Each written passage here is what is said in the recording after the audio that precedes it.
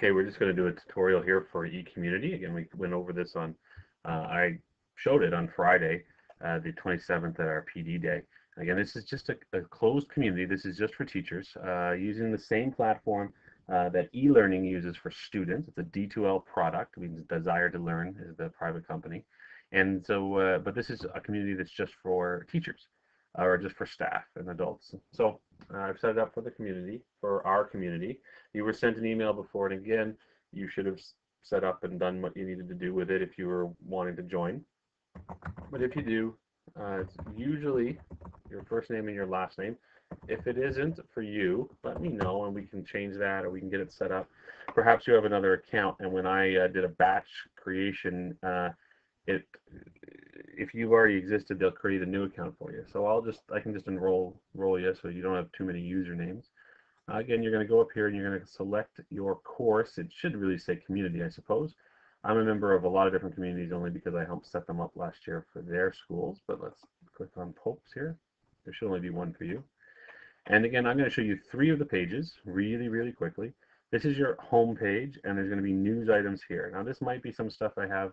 Mostly in here, it's going to be, hey, I posted something new. I put in new videos, or I put in a new thing, whatever. And I can post the video right within here. Very simple. That way you can watch the video. This is the animal school video that I showed at the end of the PD day, talking about you know, the differentiated learning styles that go on in a classroom and stuff, making some good points.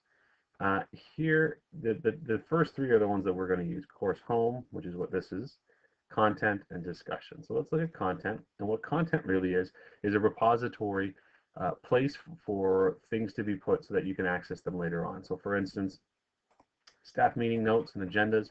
I have the notes from the September 3rd staff meeting. I will have our stuff from the September 27th PD day. I'll have the PowerPoint that I did there. I'll put that up. There's the on-call forms here. You can't access your H drive from home, so this is a place where you can get the cover sheets for everybody. All the video tutorials that I do, I'll be adding this one. I'll be adding some other ones that I've done will be in here as well, so I can just keep putting those there so you can always access them without having to go through too many different things. The Project Next resources, a lot of people were very excited about that 3rd teacher, so if you click on that, just hit no for that. You'll see the videos for the 3rd teacher. This is some of the stuff that we showed, and then there's the before, during, and after videos for that teacher's classroom and how that all looks there. So very exciting stuff there. And we can go back to the table of contents. I'll put some more videos in there. We will be adding to it.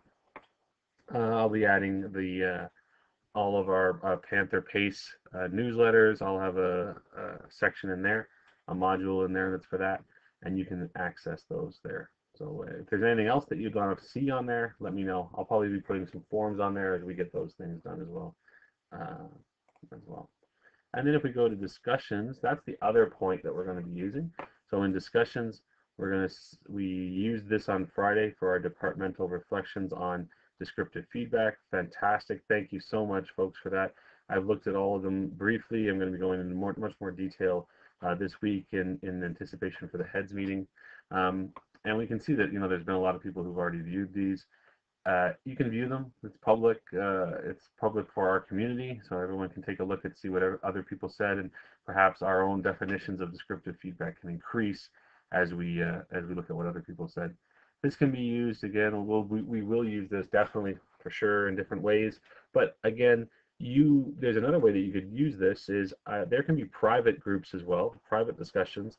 So we can create a group that's just, let's say, for a department. So if you wanted to have a discussion board up for your department, I could create a group, make the members of your department the part of that group, and then they would be the only ones who would see that discussion. Nobody else would. And so that makes it a lot easier. You could use that if you wanted some discussion around something professional. Again, I think this is the whole point of ongoing professional dialogue. It's hard to meet. It's hard to get together to have, and when you do, we end up having staff meetings that are very information-based. This is a way to get a little bit more discussion. This is a way to get a professional dialogue going. And so if you want to set that up, by all means, come and see me and we can get that put together, no problem whatsoever. So again, for the sake of our use, we're going to be using these 3 for the most part. We may go into something else along the way, but mostly we're going to be looking at these three things, and we can use that. Again, this is a community. This is not mandatory. I'm not insisting that anyone do that. I'm just saying this is another option that can help us maybe save some paper, help us engage in some interesting discussions, and a place where some of the things that we have as resources can be centrally kept so that everyone can get them no matter where they are. If there's any questions, let me know. Thanks so much.